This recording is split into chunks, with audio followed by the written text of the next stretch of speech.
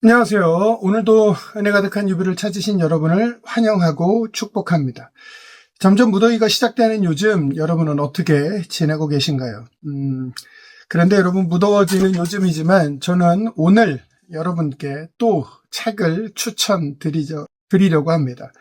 물론 더운 여름에는 무언가 읽고 생각하기보다는 아무런 생각 없이 시원한 곳에 그냥 있는 게 가장 좋기는 합니다.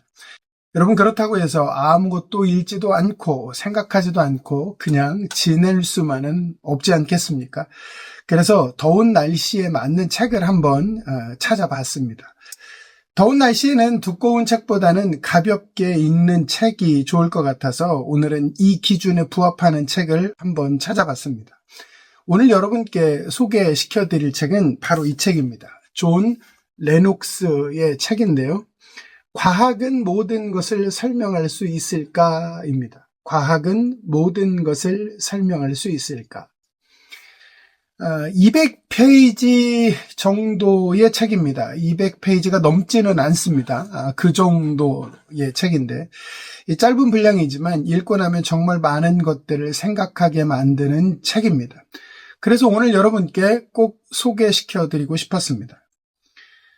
지금 우리는 과학의 황금기를 살아가고 있습니다. 질병을 정복하고 기후를 예측하고 인공지능이 언어와 예술의 영역까지 넘나드는 시대를 살아가고 있습니다. 그래서 많은 사람들이 과학이야말로 인간의 삶에 모든 해답을 줄 거라고 생각합니다. 그렇지만 정말 그럴까요? 과학이 아무리 발달해도 여전히 답하지 못하는 질문들이 있지 않나요?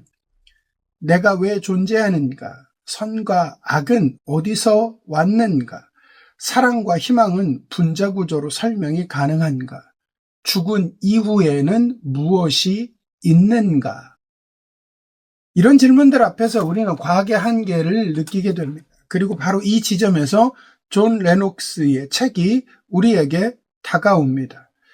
존 레녹스는 옥스퍼드 대학교의 수학과 명예교수입니다. 그런데 그가 특별한 이유는 단순히 뛰어난 수학자라서가 아닙니다. 그는 과학의 최전선에서 연구해 온 학자이면서 동시에 깊은 신앙을 가진 기독교 변증가이기도 합니다. 실제로 그는 무신론자인 리처드 도킨슨, 크리스토퍼 히친스 같은 유명 인사들과 함께 공개 토론을 벌여왔습니다. 과학과 신앙을 모두 깊이 이해하는 사람만이 할 수 있는 일입니다. 레녹스가 이 책을 통해 전하고자 하는 메시지는 명확합니다. 과학은 위대하지만 인간의 삶의 모든 것을 설명할 수는 없다. 인간 존재의 근본적인 질문에는 신앙이 반드시 필요합니다. 이 책을 추천하는 이유 중 하나는 바로 이 지점입니다. 200페이지 안 되는 부담 없는 분량 안에 정말 깊은 통찰이 담겨 있습니다. 더운 여름 긴 책을 읽기 부담스러울 때 딱 맞는 책이라고 생각됩니다. 하지만 분량이 짧다고 해서 내용이 가벼운 것은 아닙니다. 실제로 많은 이 글의 서평에서 간결하면서도 날카로운 기독교 변증서라는 평을 받고 있습니다. 레녹스는 과학의 역할을 명확하게 구분합니다. 과학은 어떻게에 대해서는 훌륭히 설명하지만 왜에 대해서는 답하지 못한다는 것입니다. 예를 들면 물이 끓는 이유를 과학은 100도에서 분자가 기화한다라고 설명합니다. 하지만 그것이 차를 마시기 위해서 물을 끓이는 것이다는 목적은 말할 수 없습니다. 이처럼 과학은 현상은 설명할 수 있지만 의미와 목적은 다른 차원의 문제라는 것입니다. 이 부분을 읽으면서 정말 많은 생각을 하게 됩니다. 많은 사람들이 과학과 신앙을 대립하는 것으로 생각합니다. 하지만 레녹스는 이 둘이 충돌하지 않는다고 말합니다. 오히려 서로 다른 질문에 대한 해답을 주며 서로를 보완하는 관계에 있다고 말합니다. 역사가 이를 증명합니다. 뉴턴, 케플러, 맥스웰, 파스칼 같은 위대한 과학자들은 모두 깊은 신앙을 가진 사람들이었습니다. 그들에게 신앙은 과학을 방해하는 것이 아니라 오히려 더 깊은 진리를 탐구하게 하는 원동력이었습니다. 레녹스는 오늘날 널리 퍼진 과학주의, 즉 오직 과학만이 진리를 말할 수 있다는 주장의 문제점을 지적합니다. 흥미롭게도 이 주장 자체가 자기 모순적입니다. 왜냐하면 오직 과학만이 진리다라는 명제 자체를 과학적 실험으로 증명해낼 수 없기 때문입니다. 레녹스는 이렇게 말합니다. 믿음이란 실험 불가능한 것을 받아들이는 행위다. 그런데 과학주의 역시 결국은 일종의 신념이다. 사실 제가 이 책을 여러분께 추천드리는 가장 큰 이유가 있습니다. 우리는 우리도 모르게 많은 것들을 이것 아니면 저것으로 나누어 생각하는 때가 많습니다. 특히 신앙에 대해서는 더욱 그렇죠. 과학적이면 신앙적이지 않다. 신앙적이면 비과학적이다 라는 식입니다. 하지만 레녹스는 이런 이분법적 사고가 얼마나 잘못된 것인지를 말합니다. 과학과 신앙은 서로 대립하는 것이 아니라 서로 다른 영역에서 우리의 삶을 풍성하게 만들어주는 것이라고 말합니다. 정말 흥미로운 것은 이 책을 읽다 보면 이런 관점도 있구나는 깨달음의 순간들을 계속 경험하게 된다는 점입니다. 이 책을 읽으면서 혹시 나도 모르게 가지고 있던 이분법적 시각은 없었는지 점검해 볼 수 있을 것입니다. 그리고 더 통합적이고 균형 잡힌 사고를 할 수 있게 될 것입니다.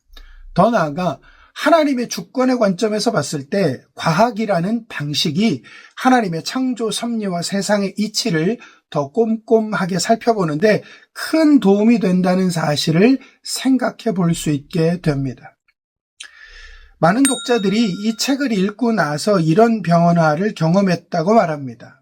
신앙이 비합리적이라는 오해가 사라지고 과학을 통해 신앙을 더 깊이 이해하게 됩니다. 또한 신앙과 이성을 통합적으로 사고할 수 있게 되고 다른 사람들에게 신앙에 대해 설득력 있게 말할 수 있게 됩니다. 특히 기독교 신앙에 대해 진지하게 고민하며 삶의 현장을 살아내고 있는 우리 교회 가족들에게 이 책을 강력하게 추천합니다. 분명 든든한 지적 기반을 제공해 줄 것입니다. 또한 주변에 신앙을 갖지 않은 이들과 대화하고자 한다면 이 책의 내용은 정말 유용한 도구가 되어줄 것입니다. 책을 읽다 보면 레녹스가 어떻게 그 유명한 도킨스와의 토론에서 그렇게 논리적이고 설득력 있게 대답할 수 있었는지 알 수 있게 됩니다. 그의 사고방식과 논증 과정을 따라가다 보면 여러분도 더 깊이 있는 사고를 할 수 있게 될 것입니다. 우리는 설명을 원합니다. 하지만 설명만으로는 살아갈 수 없습니다. 우리는 의미를 갈망하고 고통의 이유를 찾고 존재의 이유를 묻습니다. 그리고 과학이 그 답을 주지 못할 때 신앙이 우리에게 말을 건넵니다. 존 레녹스는 단언합니다. 신앙은 어두운 방 안의 등불이 아니라 우리가 사는 세상을 더 깊이 이해하게 하는 진리의 창이다. 이 책은 과학을 부정하지 않습니다. 오히려 과학의 가치를 인정하면서도 그것만으로는 채워지지 않는 인간 존재의 깊은 갈증에 대해 이야기합니다.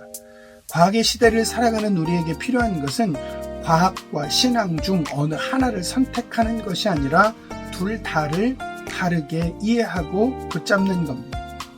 더운 여름 200페이지 좀 안 되는 부담 없는 분량으로 한번 시작해 보셨으면 좋겠습니다. 분명 깊이 있는 생각을 가질 수 있게 될 것입니다. 과학이 설명하지 못하는 우리의 삶의 질문들에 대해 새로운 관점을 갖게 될 것입니다. 그리고 무엇보다 나도 모르게 가지고 있던 이분법적인 사고의 틀에서 벗어나서 더 통합적이고 균형 잡힌 시각을 갖게 될 겁니다. 신앙인으로서 가지고 있던 사고가 흔들리는 것이 아니라 오히려 더 정리되고 깊어지리라 생각됩니다. 혹시나 과학과 신앙이 정말 양립할 수 있을까라는 의문이 있으셨다면 이 책이 그 답을 줄 것입니다.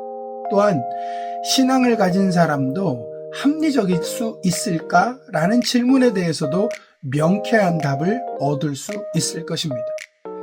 존 레녹스의 이 책, 과학은 모든 것을 설명할 수 있을까? 과학은 모든 것을 설명할 수 있을까를 다시 한번 여러분께 추천합니다. 짧은 시간의 투자로 큰 깨달음을 얻을 수 있는 책입니다. 꼭 한번 읽어보시기를 추천합니다. 이상 마치겠습니다. 감사합니다.